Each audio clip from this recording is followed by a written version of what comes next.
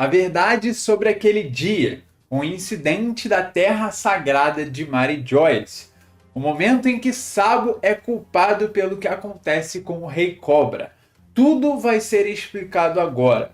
Um capítulo em que o Oda dá muito do que a gente gosta, que é informações, novidades sobre o que está acontecendo no mundo, e sempre nos deixa com um gostinho de quero mais, porque tem a cara dele de fazer com que esse próximo capítulo não tenha nada sobre o Reverie ou sobre este flashback.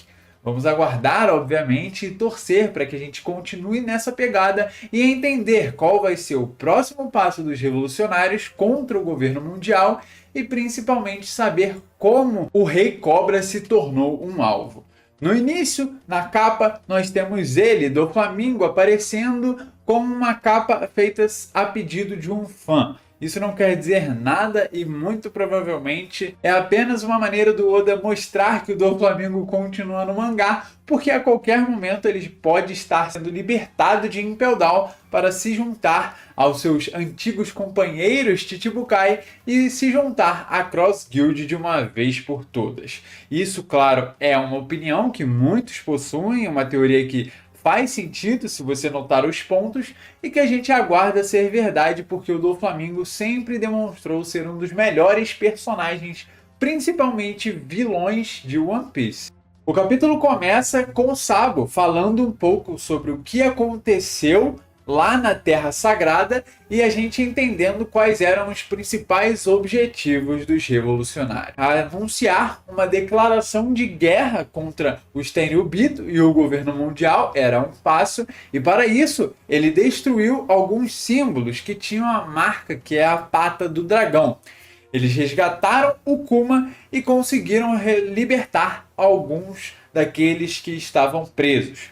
Óbvio, a densidade daquele local a gente não tem nem ideia. O quanto de coisa que há escondida ali não tem nem como se imaginar, principalmente com Insama vivendo lá e ninguém sabendo de sua existência, ou então a estufa que ela cultiva, ou então até mesmo podemos falar daquele grande chapéu de palha que parece ser um tesouro, que a qualquer momento pode revelar uma grande história sobre One Piece. O principal ponto que devemos considerar sobre o que o Sabo fala é que ele começou a agir para anunciar essa luta definitiva entre os revolucionários e o governo mundial, e com isso ele destrói reservas de comida, destrói qualquer tipo de suprimento que esteja caminhando para lá, e esse vai ser o movimento principal dos revolucionários até aquele impacto completo entre as grandes forças dos revolucionários e da marinha do governo mundial começarem a agir um contra os outros.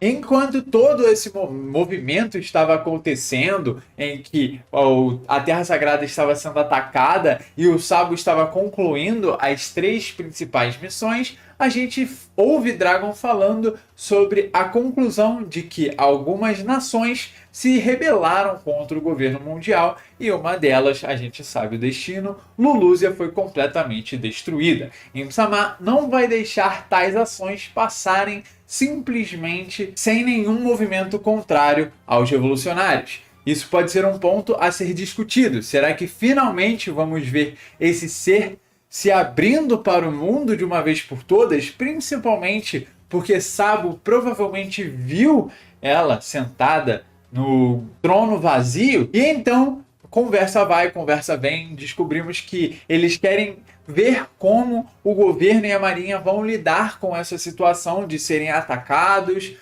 e agora a guerra, né, que está se instaurando no mundo de One Piece em paralelo ao que acontece entre os Yonko, que a gente sabe, isso tudo é uma grande corrida. Então, se de um lado a gente tem os revolucionários tentando parar esse ímpeto do governo mundial de controlar tudo, do outro a gente tem os seres vivos, os humanos e até mesmo as criaturas, como Kaido era, buscando o título de Rei dos Piratas, ou seja, o título de homem mais livre do mundo.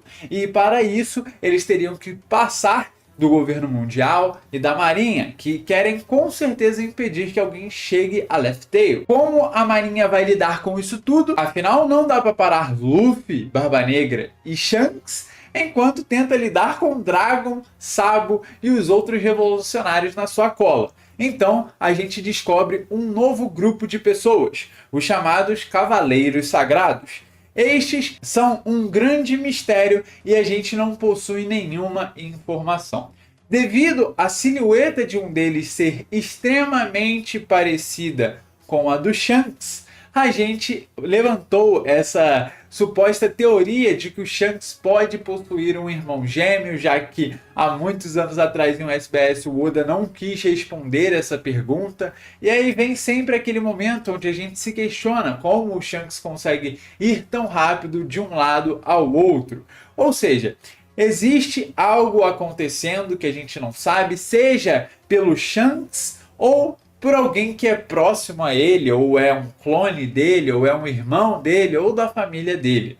A questão aqui é que a silhueta do Cavaleiro Sagrado é muito parecida com a do Shanks. Quando ele está com capa, a silhueta dela é muito parecida. E aí ele de costas, assim, enfim. Não dá para saber se tem um braço, dois braços, e a maneira como o Oda até apresentou isso é justamente para deixar escondido. Aí vem o questionamento: será que a gente já viu esses cavaleiros sagrados em algum momento da obra? Ou será que a gente vai apenas supor quem eles são? Ou a gente vai ter que esperar para ver quem realmente são? O negócio é que o Oda está apresentando mais personagens. E se a gente for ver, o número da guerra final é bastante desequilibrado. E agora talvez tenha ganhado um pouco mais de equilíbrio, visto que os almirantes cada vez passam mais vergonha contra aqueles que são considerados do nível mais alto, e em algum momento talvez Zoro e Sanji passassem o nível deles. Em algum outro vídeo a gente pode falar um pouco mais sobre esses cavaleiros e tentarem encontrar alguma analogia deles com algum outro tipo de cultura, seja japonesa ou qualquer uma outra. E então, Sabo é venerado pelos seus companheiros sobre o fato de que ele conseguiu ser considerado um herói por tudo que ele fez entre os revolucionários, mas também abre a questão sobre o que aconteceu com o Rei Cobra. E aí a gente tem a notícia entregue no jornal, nas mãos do Sabo, vendo a maneira como tudo foi retratado, o Sabo sendo culpado estando ao lado do Rei caído. Nesse momento começamos um grande flashback, onde a gente vê há mais de um mês atrás na Terra Sagrada de Mary Joyce, o que está acontecendo na Ilha dos Deuses, digamos assim. No topo da headline, onde apenas aqueles que são, digamos que, escolhidos podem estar. Claramente uma piada, porque eles são seres repugnantes, mas é o que a gente tem que conviver até que o mundo conheça o amanhecer. A gente vê o ataque e a maneira como ele está acontecendo, a maneira como os Tenryubito lidam com os presos no local e como eles tentam se desfazer deles na primeira oportunidade. E a maneira como tudo isso está acontecendo é muito triste. Aí, logo após isso, a gente vê o Caraço aparecendo e conseguindo ajudar a todos que estavam ali, libertando os presos, como o Sabo falou anteriormente. Nisso, a gente vê a ação dos principais capitães dos revolucionários: Sabo, Lindbergh, Caraço e Morley. Durante toda essa situação, a gente vê um Tenryubito reclamando com o Touro Verde porque ele não está conseguindo lidar com essa situação e está destruindo uma parte da cidade. Afinal, o que ele queria? Esses caras são simplesmente a maior decepção de One Piece. É muito agoniante ver qualquer cena deles porque eles irritam. São ótimos personagens pro lado negativo, para você se irritar com eles. É tipo o que o Orochi era. Todo mundo odiava o Orochi e ele foi feito para isso. Então, teoricamente, o Oda teve sucesso no objetivo dele, que era, obviamente, fazer o Orochi ser um personagem odiável. Dito isto, a gente vê a chegada da antiga CP9, talvez agora CP0, Bruno, Califa, Jabra, Fukuro e o Kumadori, todos ali para provavelmente amenizar a situação e a maneira como tudo estava sendo lidado, né? A gente vê a cara dos revolucionários ali, o Morley tá meio tenso, obviamente, enfrentando um almirante, mas isso mostra um pouco do quão fraco eles são, é um pouco agoniante. né? A única saída do Fujitora é chamar, literalmente, chamar uma chuva de meteoros.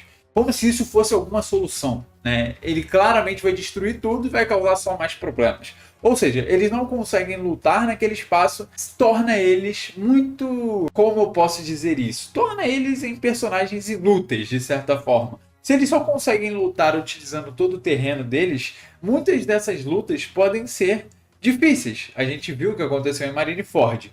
E eles estão lutando contra, obviamente, pessoas fortes, mas que não chegam no nível de Luffy, Barba Branca, Roger e outros que estão no mais alto nível de One Piece. Ou seja, como eles vão lidar com essa situação? A gente corta e vai para o Sabo, entrando no castelo e vendo como estava Kuma. Logo então ele vai conseguir salvar ele, a gente ainda não vai ver como, porque na última página a gente é surpreendido vendo o Rei Cobra falando para Pel e Shaka cuidarem da Vivi, que está sendo perseguida por Rob Lucci. Obviamente a gente já sabe o que está acontecendo. E ele está indo para encontrar os Gorosei. O que vai acontecer lá, a gente tem uma ideia. Bom, vamos então entender um pouco dessa situação. É um capítulo muito bom, que traz muitas novidades, mas como eu falei, ele é bom e ruim ao mesmo. Muitas dessas coisas a gente já tinha uma ideia, a gente já tinha ouvido. Então, ele traz informações novas, mas também muito do que a gente já ouviu falar. O real acontecimento vai ficar para o próximo capítulo, que a gente vai entender o que aconteceu com o Rei Cobra durante o Reverie e talvez o porquê que ele foi almejado pelos Gorosei e por Im-sama. Bom, eu vi algumas pessoas trazendo à tona algumas trocas de números e algumas informações sobre capítulos anteriores, mostrando que talvez Im-sama possa aparecer nesse próximo capítulo, mas eu acho que é bem possível isso acontecer, principalmente para o personagem ter o fim que teve. Imagina Im-sama aparecendo e agindo pessoalmente contra uma pessoa e não por conta de um navio que voa ou algo do tipo. Seria bem impactante e traria uma comoção para a gente como leitor, para entender o verdadeiro poder e o quão influente essa pessoa é no mundo. Uma outra coisa é a informação de que os Cavaleiros Sagrados podem estar junto daqueles que a gente conhece como Gorosei e Im-sama, fazendo uma alusão ao que acontece na Lua, nos planetas, onde os Cavaleiros seriam as estrelas, os Gorosei, como a gente já tem uma ideia, seria os planetas e Im-sama seria a Lua, trazendo assim uma informação muito pequena, mas que teoricamente faz sentido na cultura de One Piece e na maneira como Oda conta a sua história, de que Im-sama é na verdade a lua e consequentemente a pessoa que traz, entre aspas, a escuridão para o mundo de One Piece.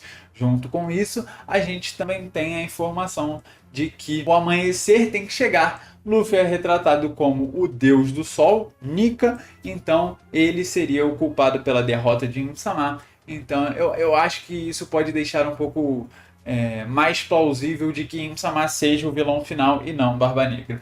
Mas eu deixo para você responder isso para mim. Se você gostar, não se esquece de deixar o seu like, comentar aqui embaixo o que você achou do capítulo, do vídeo. A gente vai conversar mais sobre ele nos próximos dias. Eu vou ficando por aqui. Um abraço, valeu, fui!